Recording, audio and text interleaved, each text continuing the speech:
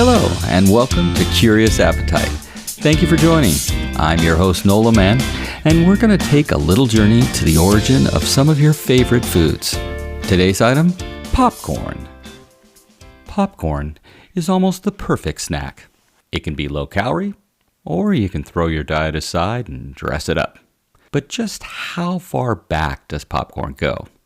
Now, corn was domesticated about 10,000 years ago in what is now Mexico. And archaeologists discovered that people have known about popcorn for thousands of years. In fact, there's fossil evidence from Peru that suggests that corn was popped as early as 4700 BC. Back then, and through much of history, it was popped over an open fire. Popcorn was integral to early 16th century Aztec Indian ceremonies. In 1519, Cortez got his first sight of popcorn when he invaded Mexico and came into contact with the Aztecs. Popcorn was an important food for the Aztec Indians, who also used popcorn as decoration for ceremonial headdresses, necklaces, and ornaments on the statues of their gods. Through the 19th century, popping of the kernels was achieved by hand on stovetops. Kernels were sold on the east coast of the U.S. under names such as pearls or nonpareil. In America, the term popped corn first appeared in John Russell Bartlett's 1848 Dictionary of Americanisms. But before we get to the modern era of today's popcorn, let's talk a bit about the plant itself. There are 6 types of corn, and within each type are hundreds of varieties. But popcorn is a specific variety called Z. maiz averta. Popcorn is grown mostly in the Midwest states, referred to as the Corn Belt, and at least 6 towns, all of course in the Midwest, claim to be the popcorn capital of the world. Now, according to the USDA, popcorn specifically is grown mostly in Nebraska and Indiana. Technically, if you eat fresh corn or sweet corn, one of the 6 types, it is a vegetable. But if you have a variety that is dried on the stalk and then harvested for feed or ground into flour or popcorn, it is now considered a grain. In the popcorn industry, a popped kernel of corn is known as a flake. 2 shapes of flakes are commercially important. The butterfly or snowflake, which those flakes are irregular in shape and have a number of protruding wings, and the mushroom flakes, which are largely ball-shaped with few wings. Now, the butterfly flakes are regarded as having better mouthfeel, with greater tenderness and less of those noticeable hulls. The mushroom flakes are less fragile than butterfly flakes and are therefore often used for packaged popcorn or confectionery such as caramel corn, which we'll get into later. The kernels from a single cob of popcorn may form both butterfly and mushroom flakes, hybrids that produce 100% butterfly flakes or 100% mushroom flakes exist, but those have only been recently developed. We now have popcorn, but how are we going to pop it? Enter Charles Creeders. Charles Creeders was originally from Lebanon, Ohio, but eventually made his way to Decatur, Illinois, where he opened a bakery and eventually a confectionery shop. He purchases a peanut roaster made in Oskaloosa, Indiana, and dissatisfied with this peanut roaster, he sells everything and moves to Chicago to build a better machine, which includes a steam engine to drive it. So he draws attention to both the roaster and the product, and a small mechanical clown figurine is named Toasty Roasty that turns a tumbler filled with peanuts. You guys have probably even seen this before. Now, the new roaster was driven by a small steam engine, which automatically created the roasting process. And by 1893, Creeders had created a steam-powered machine that could roast peanuts as well as popcorn in oil. And the Creeders machine design offered several advantages over the hand-operated ones that were out there in the market. The machine became the first automated one that could pop the popcorn uniformly in its own seasoning, and as a result, the product was consistently finished every time. So he applies for and receives a patent on his automated peanut roaster and popcorn maker. Now, the first popcorn machines had long legs and were small enough to be moved around easily in and out of streets where passing customers could see them. And by the early 1890s, the popcorn wagon with its large wheels had evolved. The popcorn vending wagon permitted the operator to take his machinery wherever the business was. Now, the first major event to see Creeder's popcorn wagon was the 1893 Columbian Exposition in Chicago, which most people refer to as the World's Fair. At first, the new confection didn't really sell well, and people were not inclined to spend their money on this so-called experiment.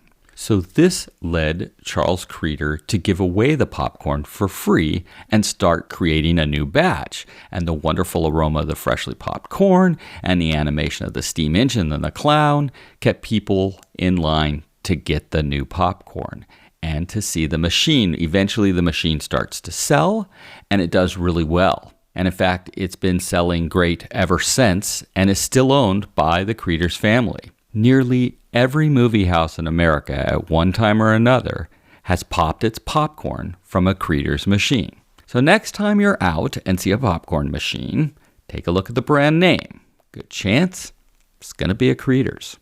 Now that is one of many stories that interconnect Chicago and popcorn. Chicago and its state, Illinois, love popcorn.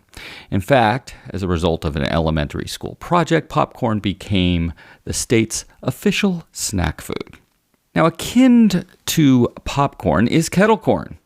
And kettle corn also has a storied history. It dates back to the 18th century, and it was first documented appearance originating in Europe. European farmers would cook corn in large cast iron kettles over an open fire, and both lard and sugar were added while the popcorn was cooking, resulting in the sweet snack that was often eaten at the end of the day. And thanks to the sugar in the kettle corn, it was discovered that the kettle corn popcorn had a really good shelf life.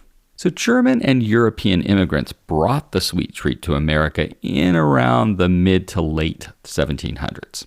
In America, this snack was first referenced in the diaries of Dutch immigrants who settled in the Pennsylvania area. Kettle corn at this time was also made in Dutch ovens, in addition to the cast iron kettles. During this time, kettle corn was much like it is today, and it was sold during festive occasions such as fairs and festivals. Sometimes kettle corn was sweetened with honey rather than sugar. In the early to mid-19th century, kettle corn was hugely popular in America. However, it saw really a lapse in widespread popularity in the 1900s. Nevertheless, kettle corn made its comeback in the 2000s, particularly at historical reenactments of Civil War and your local farmer's market. Now, my favorite kettle corn is Casey's kettle corn from a company called Harvey's Butter Rum Batter. Harvey's is based out of Bremerton, Washington, and supplies the bar industry with their signature line of butter rum batter since 1952, when Harvey Hudson came up with the recipe. Now, Harvey was passionate about his business and his customers until 2011, when unfortunately he passed away at the age of 94. Stacy Ryan buys the company shortly after his passing, and she then expands it into the toffee popcorn, and then eventually in 2016 purchases Casey's kettle corn. And that's that large mushroom-shaped popcorn that we referenced earlier, wonderfully coated with all natural ingredients. Now, Garrett popcorn is another tie-in to Chicago. Garrett is known for their flavored popcorns, especially its caramel crisp. Gladys Garrett, another woman entrepreneur, opened up for business in Chicago in 1949, but the recipe that launched the brand was born in Milwaukee, the result of a family competition to see who could make the tastiest caramel corn. In addition to caramel crisp, they also had cheese corn, buttery, and plain. The great taste, quality ingredients, and welcoming experience in the stores quickly made Garrett popcorn shops a fan-adored Chicago staple. Meanwhile, customers started doing a little mixing of their own. And by the 1970s, it was customary for regulars to order a bag of cheese corn and a bag of caramel crisp and a third empty bag so that they could toss the two together to create the perfect sweet savory fix. Eventually, it was put on the menu and called the Chicago Mix. In 2002, Oprah Winfrey helped launch the Garrett mix to international fame when she named it one of her favorite things, and went on to do it for multiple years. But the afternoon of that first broadcast, Garrett had over 100,000 web hits, and its sales volume for the month doubled. Another caramel corn classic is Cracker Jack. A German immigrant named Friedrich Fritz William Ruchheim invented Cracker Jack, a snack consisting of molasses-flavored caramel-coated popcorn and peanuts. Now, Ruchheim came to Chicago in 1872 to help clean up after the famous Chicago fire. Yes, back to Chicago. He also was working selling popcorn from a stand. Now, together with his brother Louis, Ruchheim experimented and came up with a delightful popcorn candy, which the brothers decided to mass market, and they introduced it at the Chicago Columbian Exposition in 1893, the same time Creeders was there with his popping machine. Then in 1899, the Ruchheim brothers partner with Henry Eckstein to develop the wax-sealed package that they used to put the Cracker Jack in because it was all sticky and gooey. So in 1902, the company was reorganized as Ruchheim Brothers and Eckstein Company. Now, Cracker Jack's mascots, the Sailor Jack and the dog Bingo, were introduced in 1960. Now, Sailor Jack was modeled after Robert Ruchheim, the grandson of Frederick, who died of pneumonia at the age of 8 shortly after his image appeared on the boxes of Cracker Jack. That Sailor Boy image had such meaning to the founder of Cracker Jack that he had it carved on his tombstone, which is in St. Henry's Cemetery in Chicago. Now, Sailor Jack's dog Bingo was based on a real dog named Russell, a stray adopted in 1917 by Henry Eckstein, and he demanded that the dog be used on the packaging. Legend has it that the name Cracker Jack came from a customer who, upon trying the treat, exclaimed, "That's a Cracker Jack."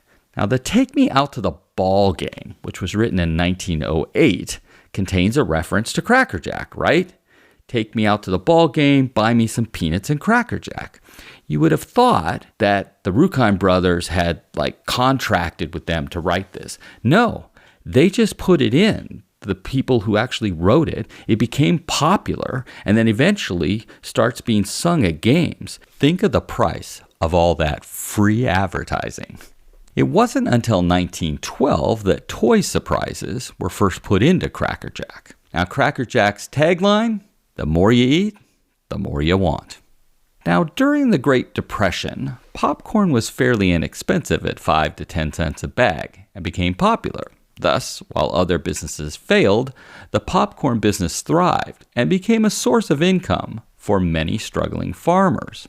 During this time, Orville Redenbacher grew up in Clay County, Indiana, earning money by selling popcorn planted on the family farm. So he saves his money and enrolls in Purdue University. After earning a degree in agriculture, he worked as a teacher and county extension agent for almost a decade before being hired in January of 1940 as manager of Princeton Farms, then the state's largest farm with over 12,000 acres in crops and cattle. In the late 1950s, Redenbacher was given an ultimatum by his bosses at Princeton Farms. He could either quit or be fired. The reason? Redenbacher deposited a check from a tenant farmer into his personal account. He got caught. He does return the money, but he loses his job. Redenbacher would then team with a partner in 1951 to buy a small seed company in Valparaiso, where Redenbacher would invent the fluffy popcorn hybrid that would bear his name. The hybrid was originally called Redbow, and in 1970, Orville Redenbacher hired a firm and paid them $13,000 to come up with a new name for his company. What did they come back and tell him? You should call it by your name. And so, in 1970, the Orville Redenbacher popcorn brand was launched. After a number of years, Redenbacher agrees to sell his popcorn brand to a division of the former food giant Hunt Wesson. Now, Hunt Wesson eventually took full control of the popcorn business, paying $4 million for it. And the other thing that proved priceless was the right to the Orville Redenbacher name. Now, Redenbacher agrees to appear in TV commercials for the popcorn until his death in 1995 at the age of 88. Now, the popular TV spots usually featured him, in his trademark bow tie, and he was out there. He was such a PR kind of guy, and the crowd and the audience ratings went up, and it absolutely drove the sales of the product. So much so that Orville Redenbacher has a 34% share of the U.S. market, and the total sales of the Redenbacher brand over the last year was over $360 million. Not a bad investment of $4 million. It is still so popular that about a third of the 60 to 70,000 acres planted with popcorn in Indiana every year are grown for the Orville Redenbacher brand. And to finish up this episode, I want to talk about the connection between popcorn and the movies. Why is it that of all the snacks, popcorn is most associated with watching a movie, especially in the theater? So let's go back to Creeders and the creation of the popcorn wagon. The mobile nature of the machine made it the perfect production machine for serving patrons attending outdoor sporting events or circuses and fairs. Not only was popcorn mobile, but it could be mass-produced without a kitchen. Another reason for its dominance over other snacks was its appealing aroma when popped, something that street vendors used to their advantage when selling popcorn. Still, movie theaters wouldn't allow the popular street snack into their auditoriums. See, movie theaters wanted nothing to do with popcorn because they were trying to duplicate what had been done in real theaters. They had beautiful carpets and rugs, and they didn't want popcorn being ground into it. Movie theaters were trying to appeal to a highbrow clientele and didn't want to deal with the distracting trash of concessions or the distracting noise that snacking during a silent film would create. So when films added sound in 1927, the movie theater industry opened itself up to a much wider clientele, since literacy was no longer required to attend films. By 1930, attendance to movie theaters had reached 90 million a week.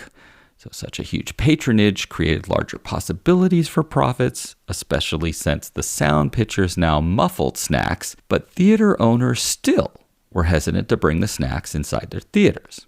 The Great Depression presented an excellent opportunity for both the movies and popcorn. Looking for a cheap diversion, audiences flocked to the movies. And at 5 to 10 cents a bag, popcorn was a luxury that most people were able to afford. Popcorn kernels themselves were a cheap investment. At $10 a bag, they could last for years. If those inside the theaters couldn't see the financial lure of popcorn, enterprising street vendors didn't miss a beat. They bought their own popping machines and sold popcorn outside the theaters to moviegoers before they entered the theater. There's even examples of early movie theaters literally having signs hung outside their coat rooms requesting that patrons check their popcorn with their coats.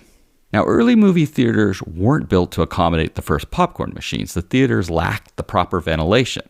But as more and more customers came to the theater with popcorn in hand, owners couldn't ignore the financial appeal of selling the snack.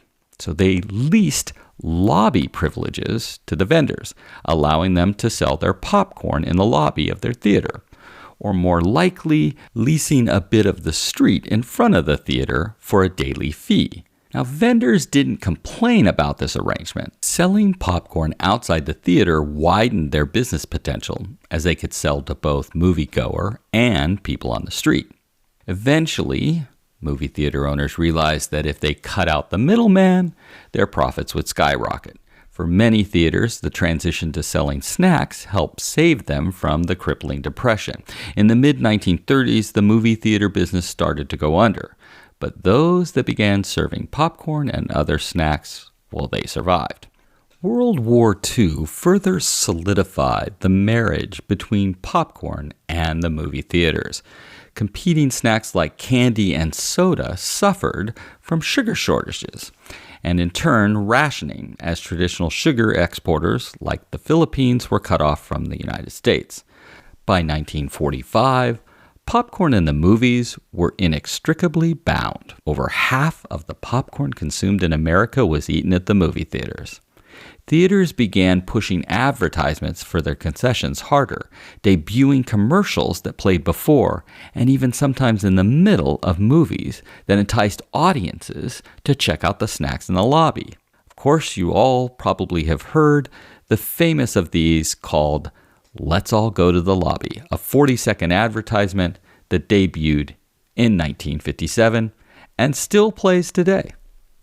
But the relationship between popcorn and the movies has changed more than the smell of a theater lobby or the at-home movie night. It's changed the popcorn industry itself. You see, before the Great Depression, most popcorn sold was the white corn variety. Yellow corn wasn't widely commercially grown and cost twice as much as the white kind. So movie vendors, however, preferred the yellow corn, which expanded more when it's popped. So it creates more volume, i.e. less product, and had a yellowish tinge that gave the impression of a coating of butter. People became accustomed to the yellow popcorn and would refuse to buy the white variety in stores, requesting the kind that looked like the popcorn at the movies. Regardless, Americans loved their popcorn. Outside, inside, at the movies, or in their homes. Americans consume 14 billions, with a B, quarts of popped popcorn each year.